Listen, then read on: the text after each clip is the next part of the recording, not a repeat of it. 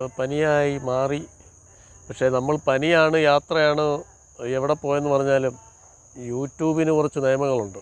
നമ്മൾ ഉത്തരവാദിത്തമായിട്ട് നമ്മളെന്താണോ ചെയ്തുകൊണ്ടിരിക്കുന്ന കാര്യങ്ങൾ വീഡിയോ ഇട്ടെങ്കിലേ യൂട്യൂബുകാർ നമുക്കും അതനുസരിച്ച് ഇത് കാണാൻ ആകാംക്ഷയോടെ ഇരിക്കുന്നവരെ കൈകളിലേക്ക് എത്തിക്കത്തുള്ളൂ. ഞാൻ ഡൽഹിയിൽ നിന്ന് തിരിക്കുന്നതിൻ്റെ ദിവസം എല്ലാ പ്രിയപ്പെട്ടവർക്കും ഈ വാട്സാപ്പിലെ ഗ്രൂപ്പ് ഈ ബ്രോഡ്കാസ്റ്റ് വഴി എല്ലാവർക്കും മെസ്സേജ് അയച്ചിരുന്നു നാട്ടിലേക്ക് വരുന്നു എന്നുള്ളതിൽ.